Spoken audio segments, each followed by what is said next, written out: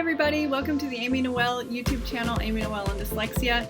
I make videos for parents of kids with dyslexia. I have 5 sons with dyslexia on a spectrum. Today I'm going to be talking with Gibby Jasper. Gibby Jasper has a podcast called Dyslexia is Our Superpower. I felt that when I was sort of 15, 16, 17 in particular, and then a little older, before I had this official dyslexic diagnosis, which came later, I felt really alone. And so looking back on it as an adult, it was like, I should create something that kids and parents can tap into, and so that they don't feel like that. On her podcast, she interviews people with dyslexia to show their struggles as well as their successes.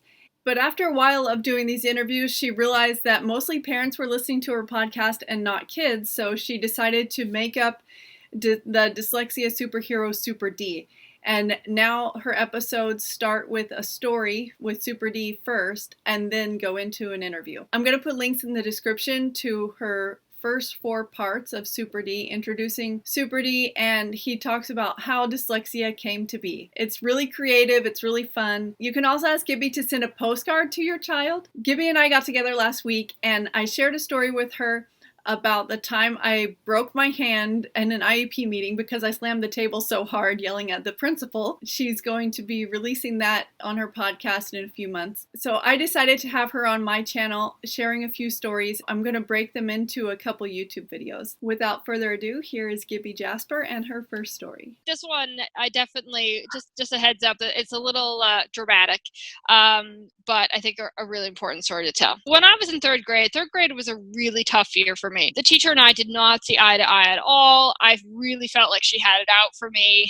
So it was a really tricky year, and I hated going to school. First time that had really happened for me. Third grade is really hard for a lot of people with dyslexia because it's when you switch from learning to read to reading to learn. Absolutely. I'm really glad you pointed that out. And I think that plus having a teacher that, did not see my struggles. Yes, I was also trying to hide them, but yeah. And so she would I felt like every time I knew the answer and I put my hand up, she would never call on me. And every time I didn't know the answer, she'd call on me. And then she would do this thing that was really tough for me, that she would say, okay, well, can anybody help her? And then call on someone else to assist me. And that ugh.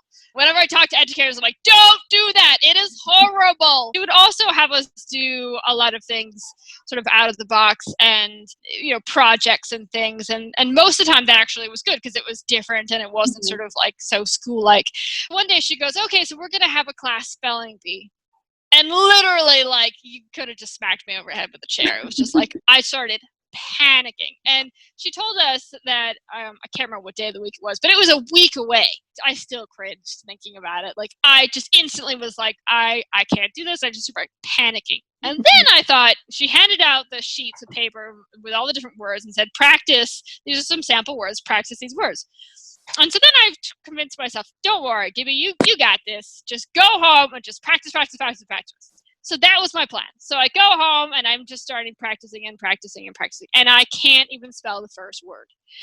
And then, of course, my anxiety is just going through the roof because it's the days are going by. I'm not learning these words. For me, I do not memorization. If I could literally write the word down 100 times, it's not going to stick. But I was in third grade and I didn't have any major other tools. So that's pretty much what I was doing. And I was just writing the words down over and over and over again or saying them out loud, and it just wasn't sticking. And I get to the night before the spelling bee and I'm really anxious. I can't sleep.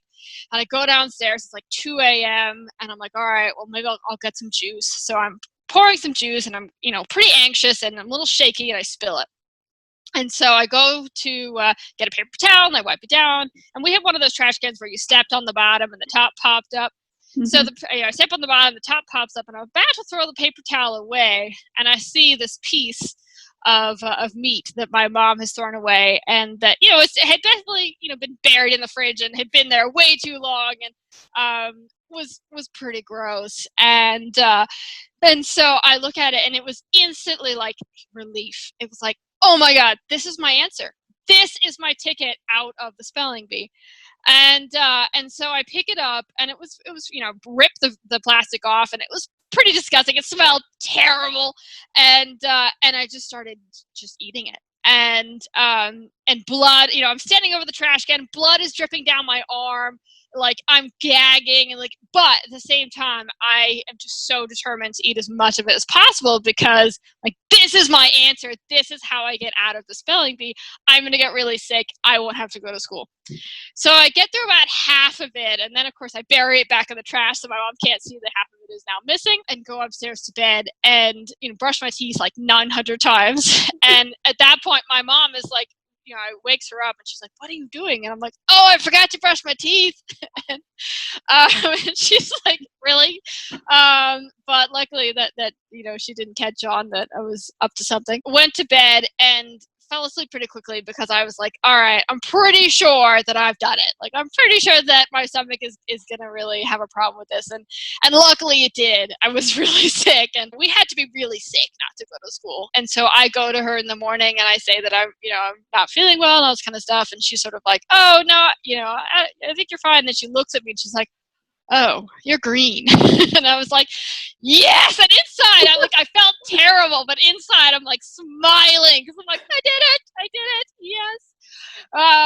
And I didn't go to school. I didn't do the spelling bee, and it was really funny because miraculously I recovered from the flu the next day, and I went to school, and one of my classmates was like, "Oh, it's really too bad you missed the spelling bee," and I'm like, "Yep, really too bad." I had really great parents, but I still felt that I couldn't say to my mother or my father, "Look, I feel like I'm going to flunk the spelling bee. I know I can't even do the first word. I can't spell out loud. I can't spell anyway. I definitely can't spell out loud.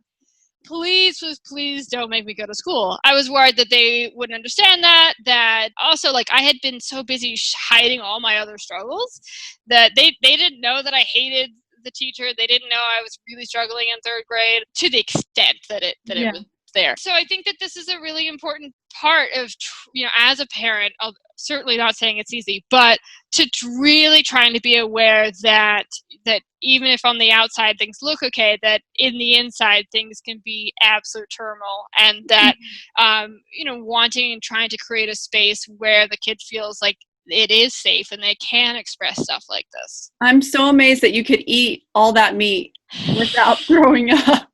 I think just sheer determination, it just powered through. That's quite a story. Yes, it's like I said, I apologize for the grossness of it, but yes. I love it.